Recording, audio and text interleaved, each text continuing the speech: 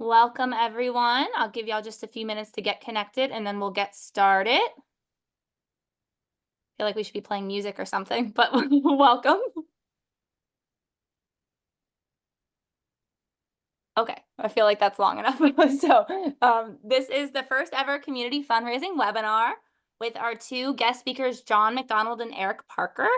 I will turn it over to them in a minute because they are the reason that we are all here to share their expertise, but I'm gonna do a quick introduction. If I can get, okay. So first, I just want to tell you about community fundraising and all that we've done in the last year. So we've raised over $680,000 from community fundraisers. So that's events as small as lemonade stands to as big as a gala that we had in November. And that's really because of the power of y'all. So we had 31 individual fundraisers last year, and that's not including online fundraisers. So those are just events. So there's even more than that.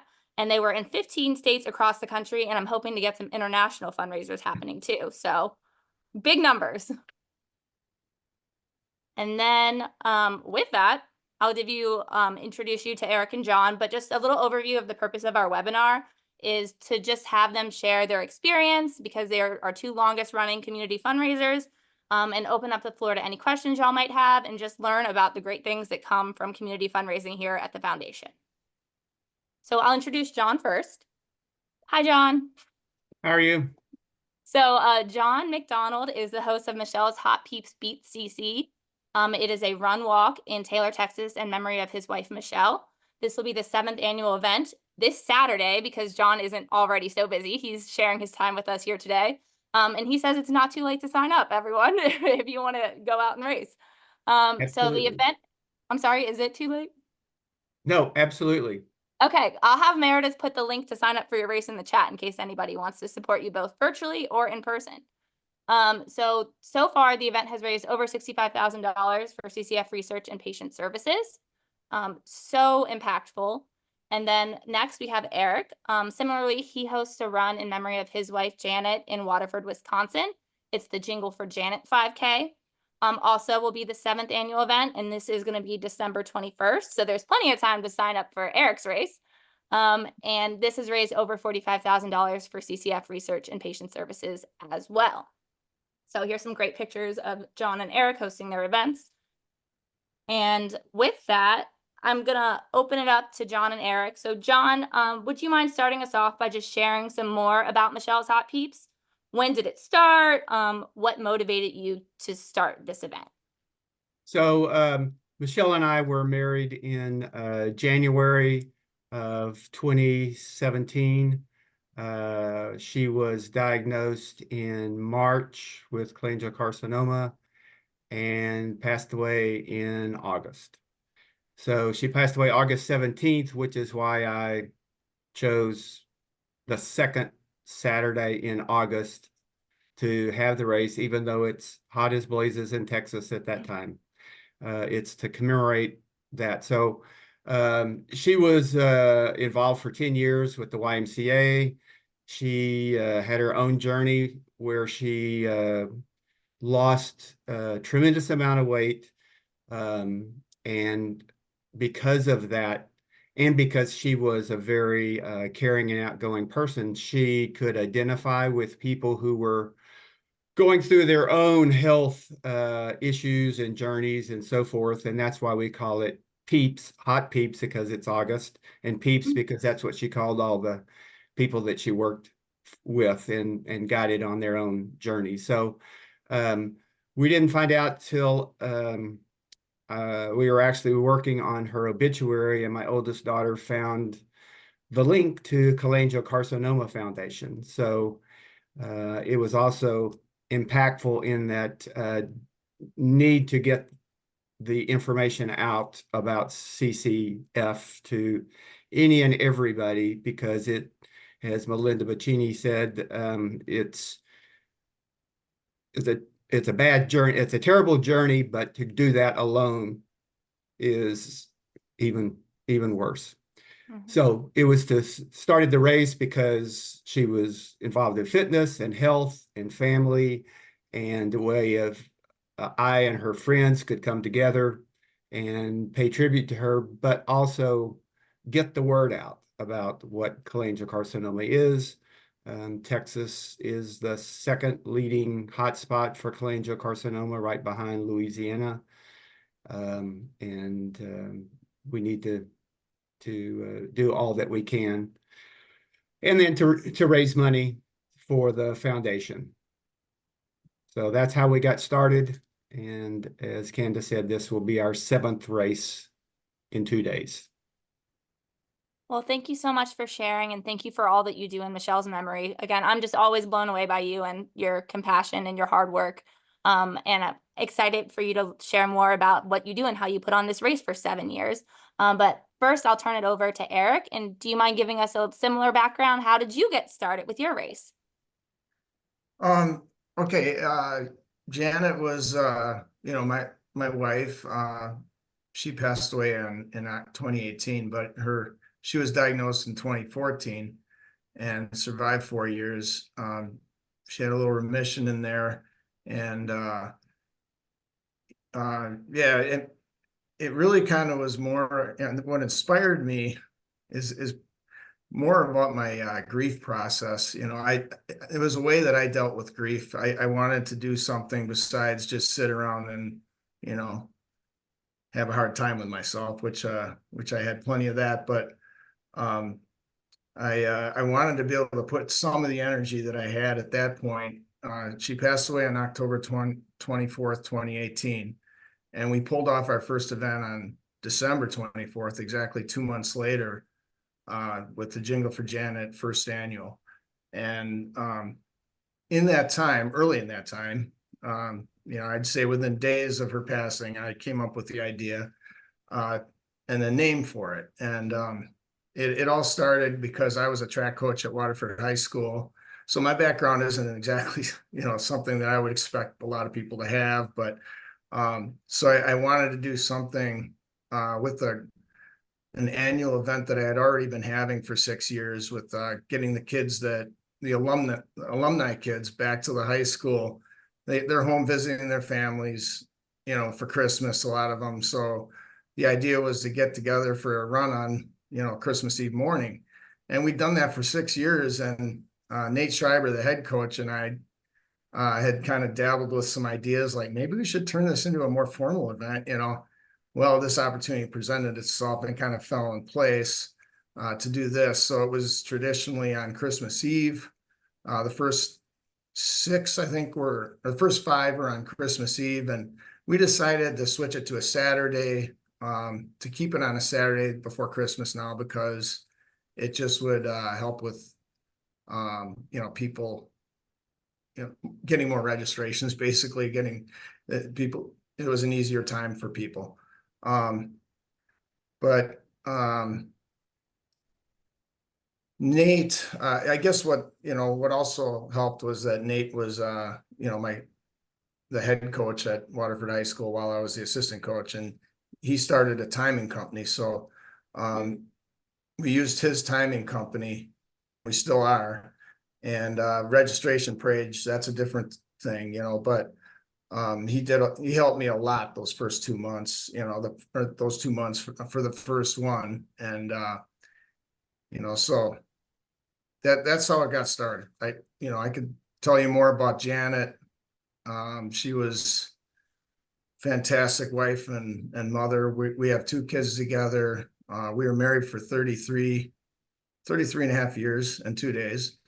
And it was fantastic while she was alive, and we raised 2 kids, and now we have 4 grandkids, of which she knew one of them.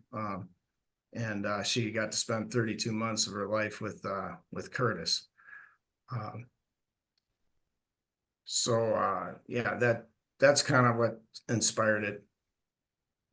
Yeah, well, thank you so much for sharing about Janet, and again, for all of your work too. So appreciative.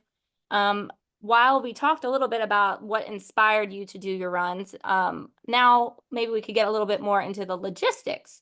So getting started tends to be the most challenging part, is what I hear from people. So can you share the initial steps you took to get your first fundraising event off the ground? And Eric, I know that you said having help was a big part. So maybe a little bit about, what were challenges to get it started, and what were things that you were able to use to like overcome those challenges? Sure. You know, at first I thought through, well, we need to have a logo. I have a nephew, I should say we have a nephew, uh, you know, Dan Levine, who is a very creative guy. He works in marketing and does graphic design. So I approached him and got his ideas, and he came up with this kind of cute little logo with candy canes, you know, upside down Love candy that canes, logo. Love it. the two J's, yeah. And you might see it on those shirts there if everybody can see that. That's the design he came up with. The green one was our first one, and then we went red, and then, you know, I think there was a tan and a white, or yeah, 4 different colors that we've been rotating. So having that, you know, just for the t-shirt, and also you know, to use as a logo on the registration page, or if you're lucky enough to have a website, then, which I don't, that would be obviously a good thing for that. But I would say that the other thing is, you know, if you're a marketing person who's used to talking up things, you know, on different venues, you have a pretty good jump on it. To me, that was the most challenging part, and the hardest first step was getting the word out. If you're not that type of person like me, you know, get help, you know, because it really would, you know, and I'd say the first place I would go to is Candace and Meredith, and, you know, at the foundation. But if you know somebody locally that you can, you know, meet with and talk to a lot, that's certainly helpful. Yeah. I think, yeah, having resources and like using your network is such a good skill. And again, you're so like fortunate to have all these talented people that you're friends with. John, can you speak to that? What were some things that you thought were difficult starting your race, and how did you overcome those challenges to put it on for the 7th year this Saturday? Unlike Eric, I knew nothing about a race, putting on a race. I've worked with other nonprofits for over 40 years, but a race was totally foreign to me. So I was just thinking when he was talking, I don't remember how I found the person, but I found a person that's what they do. They put on races. And so I leaned on them, and this person was extremely demanding and anal, but that was great because I do nothing about any of the details. So I depended on that person for publicizing the race, because I agree with Eric. How do you get that out? I'm a quiet person. I know a lot of people in town, but actually getting the word out was difficult. So I depended on her we set the date, and my oldest daughter had a good friend at her company who was the graphic designer, came up with a logo. So that was another key part. But then the person who was promoting and putting on the race knew the company that does the timing. So it's official 5K, 1K chip timed event. So I depended on those two people. I've kind of taken over the promotion and of the race itself from the lady who did that before for me, but the person who's doing the chip timing, that's still the same group that's doing that. So that person also sets up the race registration website. So and he handles everything. It's pretty, you can sign on, you can log in, you can see what your time was. You can see what your time was last year, how the other, who's all signed up. It allows people to register, to make donations, and it supports virtual, or I just want a shirt, or actually the 5K event. So those two things were the hardest part and were absolute key in getting it off the ground, I think. So I'm Just hearing making it help, work. And vendors, making sure that you have good vendors that you can trust and people who are going to be in your corner. And you both seem to have that. So that is great.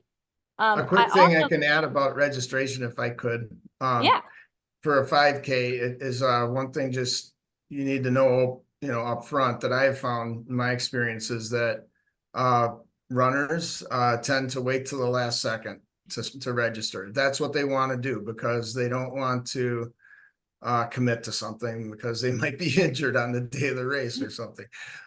So anything you can do to incentives to get them to register early, getting the word out is very helpful. And then number two is, making sure that they know that there's a virtual option if you have it, because I've always got the answer if they just say, "Oh, I can't. I work that day. I can't do it." Well, yes, you can because you can run it the day before virtual, or whenever, just give them a time frame to do it.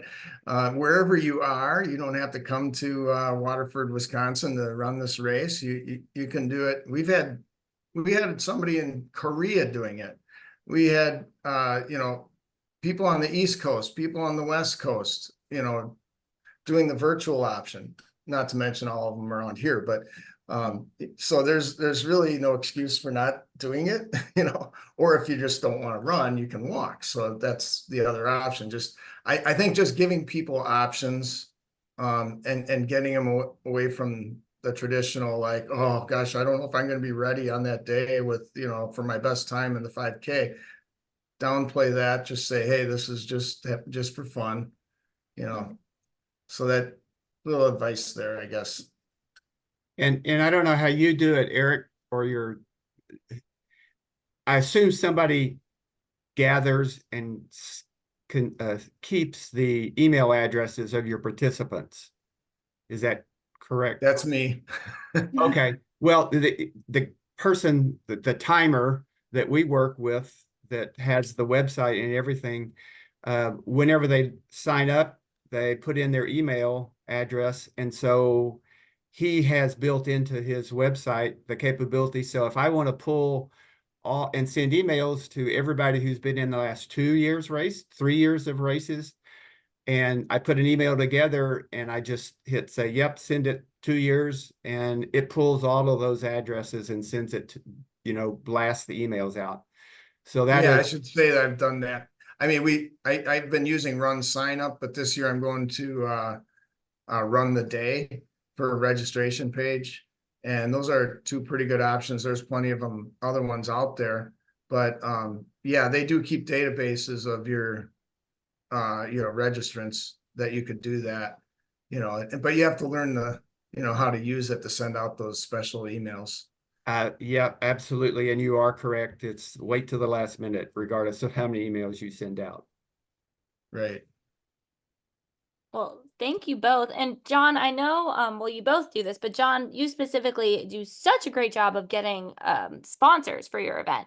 So I was wondering if you could share some examples of successful community partnerships or sponsorships and how you get all those sponsors, because I know that tends to be a challenge for some people. So share your skills with us. Just after Michelle passed away, I had my long-term physician. I was just having my annual physical and was talking about starting this race and everything. And basically he said, go talk to people and ask for donations and don't take no for an answer. And, unfortunately, or fortunately, have a good story. And I know a lot of people, small town, so I know a lot of people.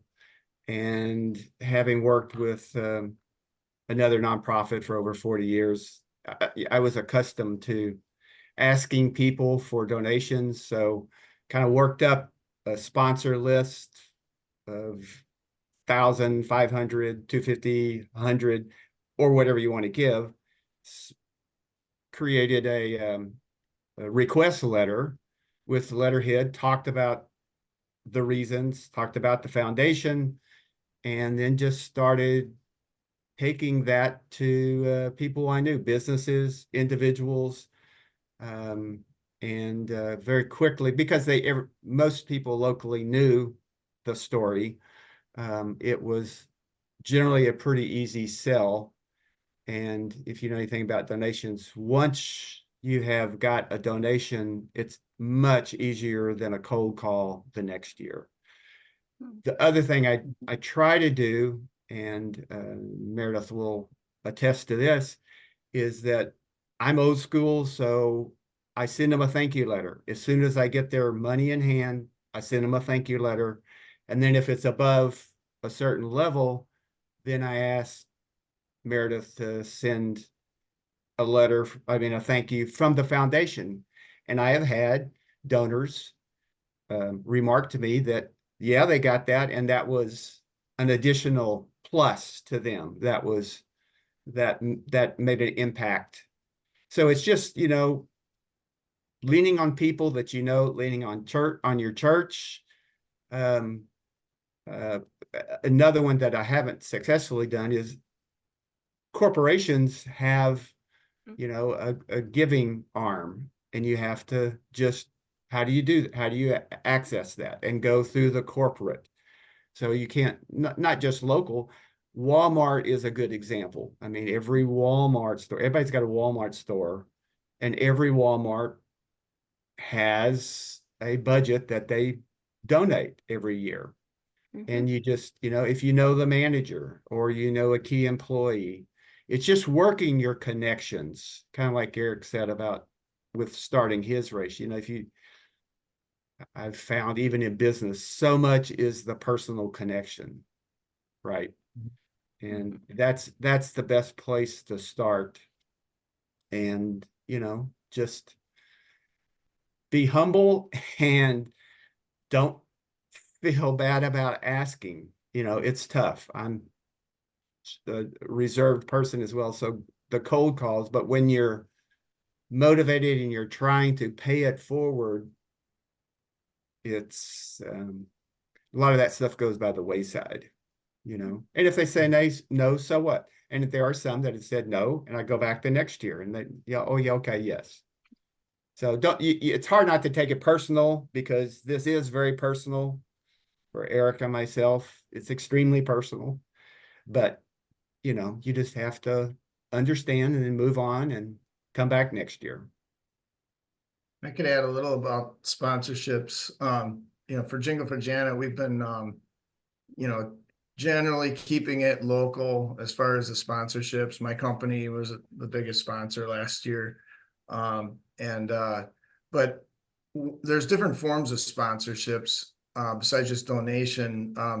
We give out gift cards as like a prize to winning an age group.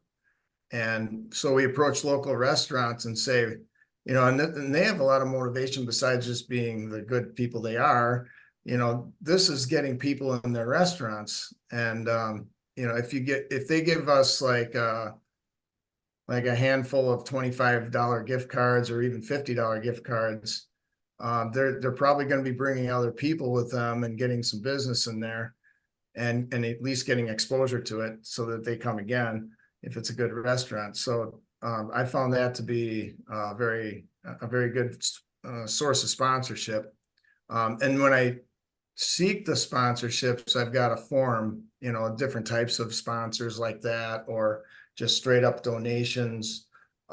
T-shirt company, I approach them, can you be a sponsor? We'll put your logo on your own T-shirt here that you're making for us. And we get because that's the number one cost for me, at least, was the T-shirts, paying for all those and just praying that, all of them wind up in people's hands, not in boxes at the end. So, that's a bit of a trick. But the sponsorships starting early, which is something I traditionally don't do, and I kick myself for it, but just getting out and talking to people, there's nothing that replaces that. Have the letter that you send out to targeted people. One year I sent it out to the whole list of businesses in the Waterford area. I don't think I'll do that again, because the percentages were very low.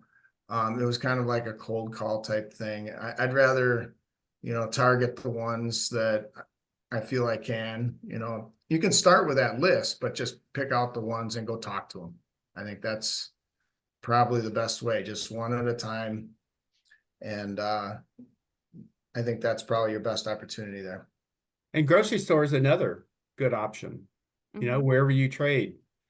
Yeah, food, like food at the race.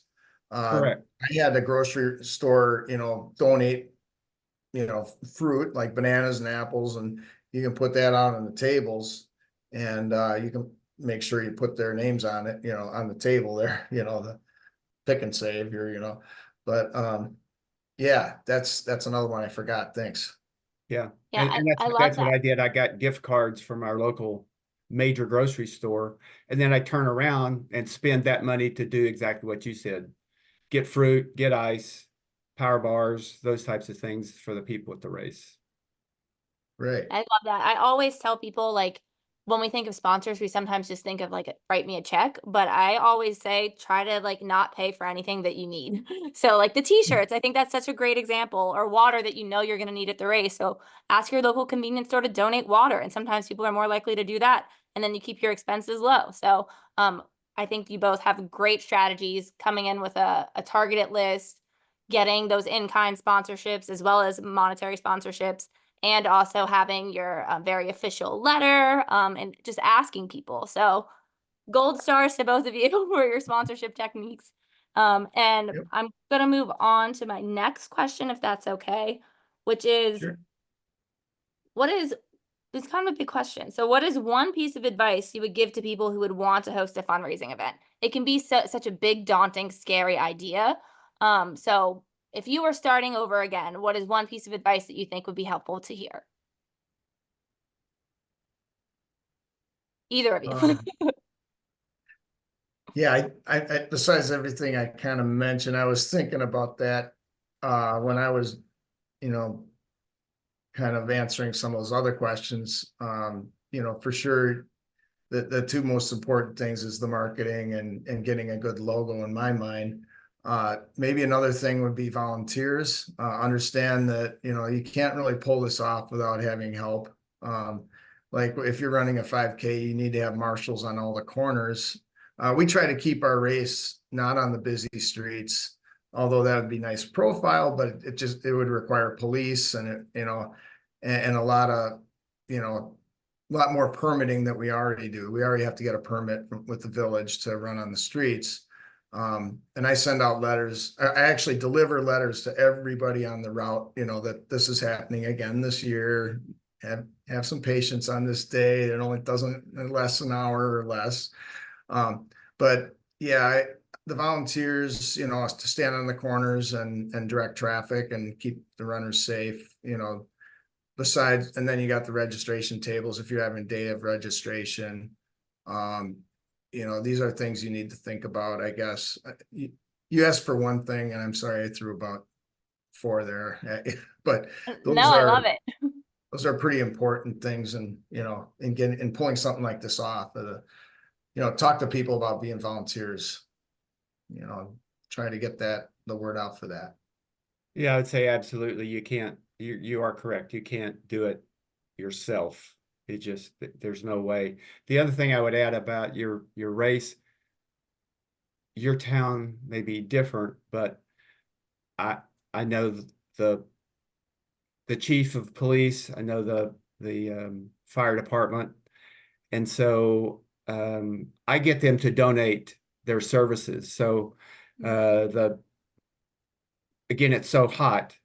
A couple years ago, started and recognizing that, oh, what if somebody had a heart attack, on the race? So we'll use that to get our EMS there. And so they're there just in case.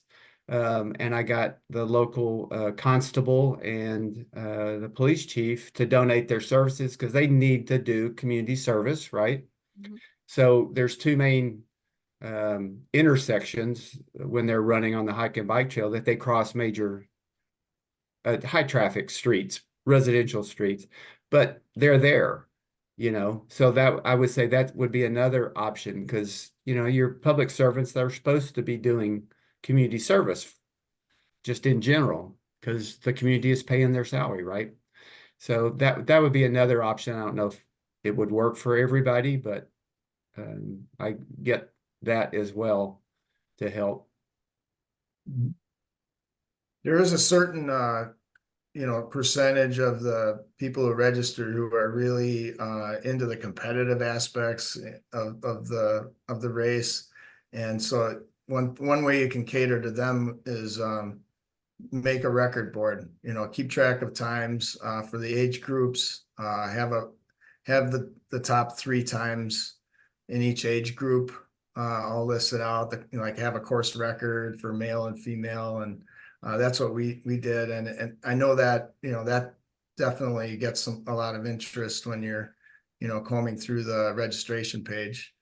And getting those competitive juices flowing. I'm a lifelong runner, so I know what that's like. You just want you want to see, oh, I can do that, and or they might see that the course records are really good, so they'll figure that or not so good, but they'll be able to see that there's a lot of runners that come to this. Yeah, we have two. I have 2 registered. One man is 80. And this woman she's 84, 85, 87, something like that. And she's there every year. So does she wins her age bracket every year? Yes, hands down, no problem. Love that. Well, and then my next question is a little bit more personal. So could you share the most impactful story or highlight of hosting your event so far? It's kind of a big question too. I could start. I mean, to me, one of the things I do when before the start of the race, we have the Star Spangled Banner song. We say a prayer, and then I get the microphone. Well, not necessarily in that order, but with the microphone, I explain some of the good things that the Cholangiocarcinoma Foundation is doing with the money that we're donating to them. And one huge thing to me was, and everybody just almost gasps, I can hear it when I say it, that the survivor rate has, in the time that we've had this event, since Janet passed to now, has increased by 30%. And your contributions have, been a part of that. So I think that's probably the most impactful thing that you can say. In my mind, that another possibility is just have family up there. We've tried to do that and showcase them. This is a family that's going through this right now, and your donations and everything are helping them with their equipment and their and the research, that goes into this. So I think those are a couple things that I think are very helpful. Yes, I agree. John, do you have anything to add to that? No, I appreciate that statistic. I'm going to use that on Saturday. That's a good one to add. But the most impactful, I think, was when I got started and started asking people for donations, support of some sort, how quickly everybody said yes. And, when you're, as Eric said, going through grief and trying to pay it forward, that was amazing, I thought. Yeah, I mean, and I've been to John's race in Texas, and it is hot, hot, hot.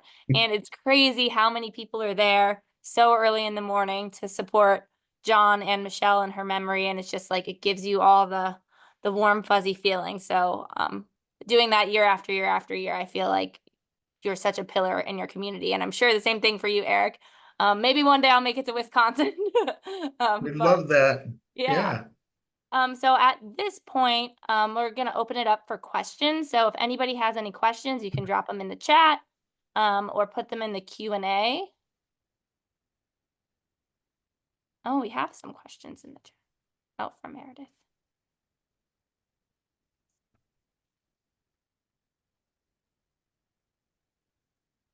Let me check the Q&A. All right. And then I have a question that says, how do you thank your participants?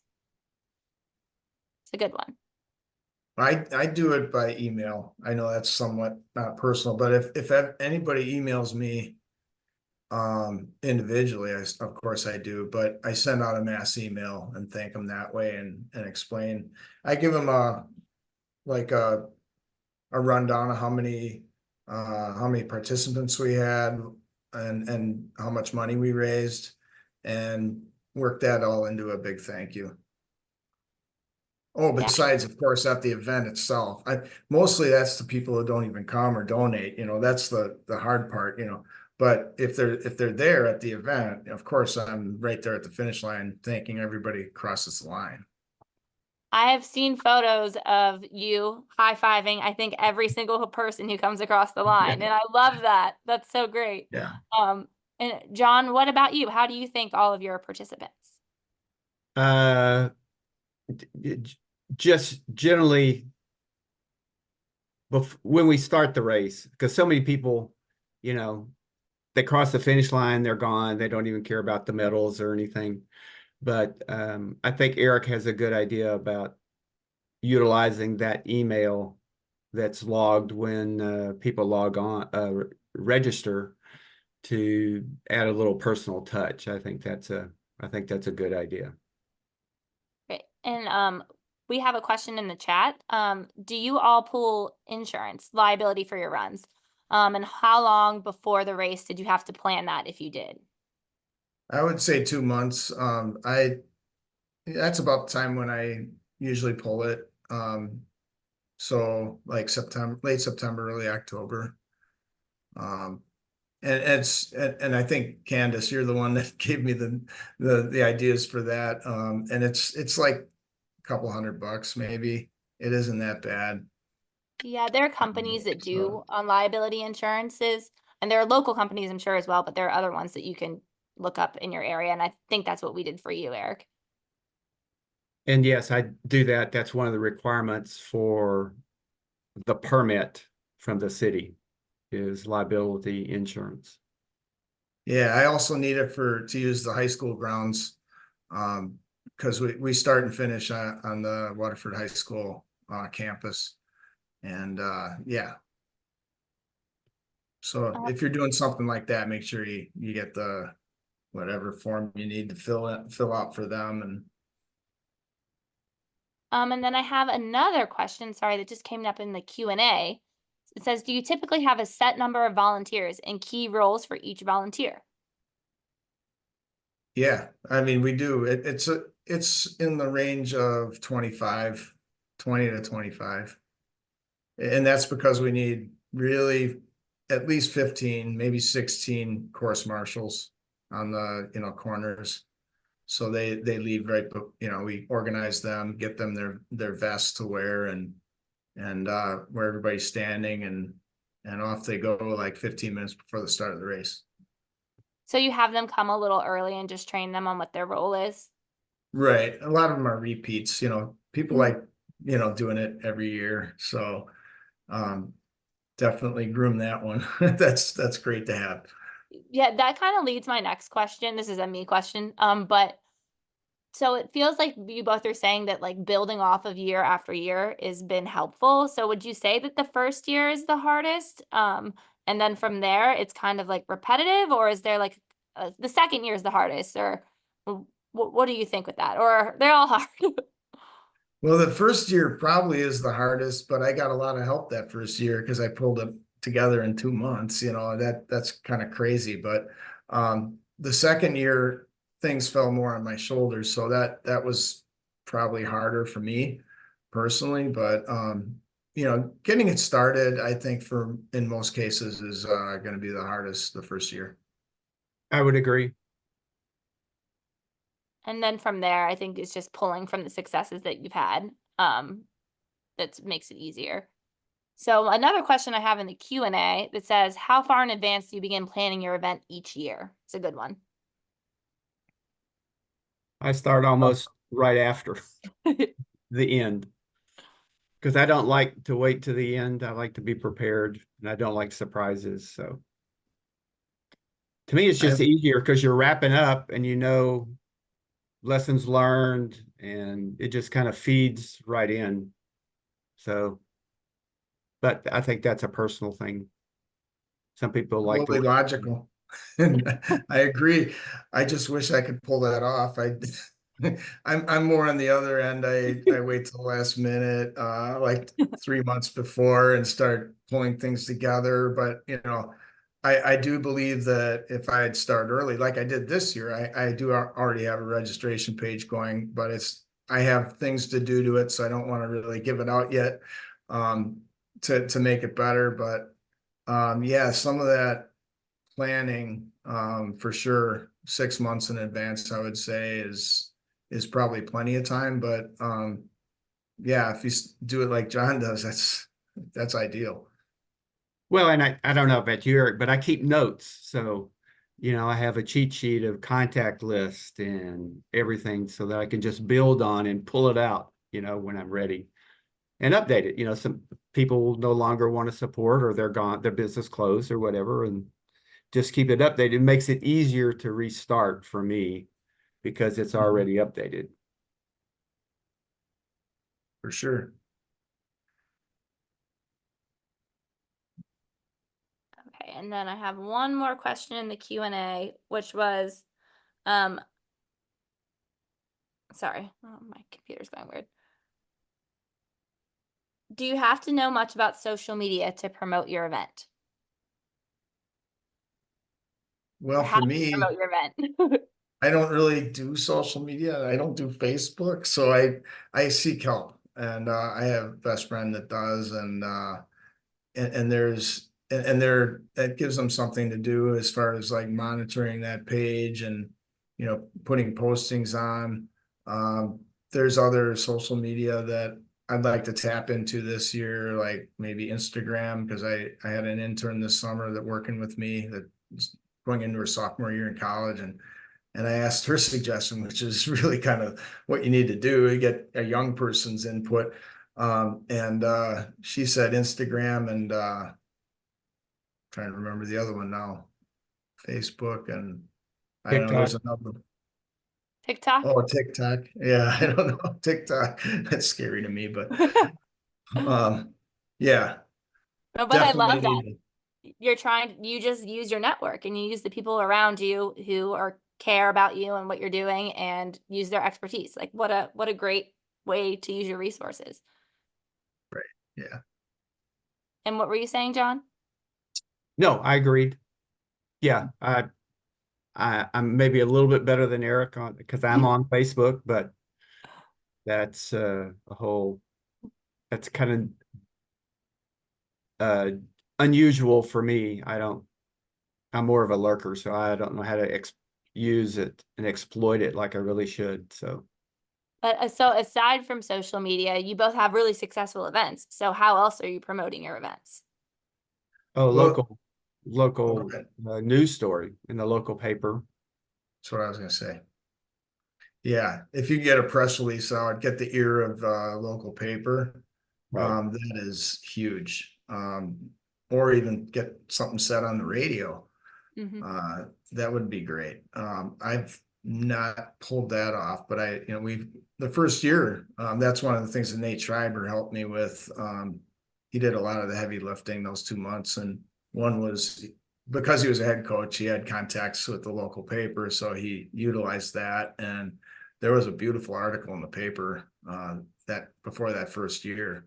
And you can really, play up any sentiments that you might have for, the cause and everything in a newspaper article like that if it's well written. And I highly recommend that. Or if you can get somebody to do posters, and they don't have Mm-hmm. to be big, 8 by 10. Yeah, flyers. I've done that, handed them out. We've we've had banners we put out in town. One, I got to redo it this year, but the thing is, it's hard to do it every year with a new logo. Of course, you got to have something that's more generic if you're going to use it over and over again. But if you could get it up along a main route in town, so that people can see it. That's really big where there's traffic. Yeah.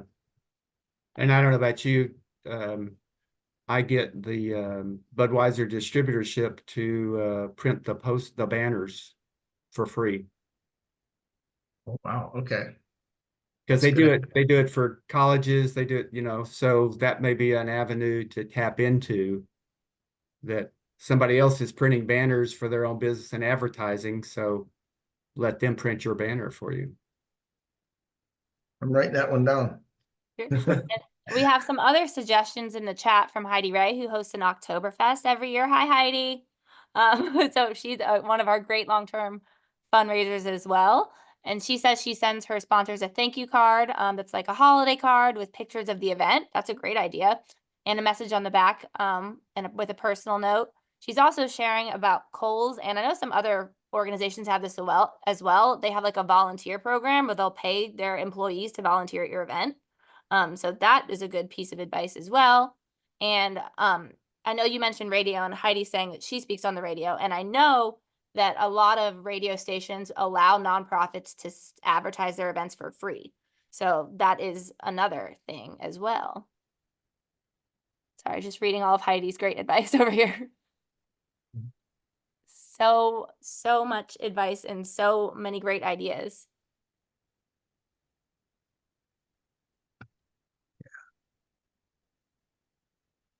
All right. So we are getting kind of close on time. So does anybody else have any questions for our lovely panelists today? I feel like Vanna White. All right. Is there anything, any parting words that you guys would like to share just about hosting an event, about your fundraisers, anything like that before we part ways today, Eric and John? I wouldn't hesitate. If you have some inkling you want to do this, I highly recommend just doing it and dive in head first and get busy. You won't regret it. There's just so much satisfaction with pulling off an event like this, especially if it's annual and you can keep doing it. So I encourage you to take the initiative and get something started. I would agree. Don't worry about failure. It's not going to happen. Can't fail. You got all this great support behind you with Candace and Meredith and everybody at the foundation. And, all you got to do is just call them or email them, and they always respond. And by the way, feel free, Candace, to send out my contact information. If anybody has any questions that they think of later or just don't want to ask it now, please, send me an email or call me. That I don't mind that at all. I'd be glad to talk through anything with them. Yeah, I as well. Absolutely. Yeah, I was actually going to share this recording with everybody who attended today, as well as some people who couldn't make it, with your contact information. So be on the lookout for that. I also wanted to share some upcoming events. So we have John's event, yay! Our first Yay. event coming up on Saturday. Some other lovely events, including Heidi's event and Eric's event. So those also live on our website. If you're ever interested on seeing what we have going on, they're on our website, and you can register, donate, support that way. And then this is, if you have any questions, y'all probably know me, but if not, I'm Candace. You can email me here at candace.tice@cholangiocarcinoma.org. And Meredith is here as well, meredith.mcguffage. And we can connect you with Eric and John or answer any questions that you may have. Thank you so much for spending your lunch hour with us today. And good luck to John on Saturday, and good luck to Eric in December. And thank you again for all of your work for the foundation. Good luck, Thank you. John. Good luck to you too, as well. Thank you. Yeah, nice job. All right, y'all have a good one.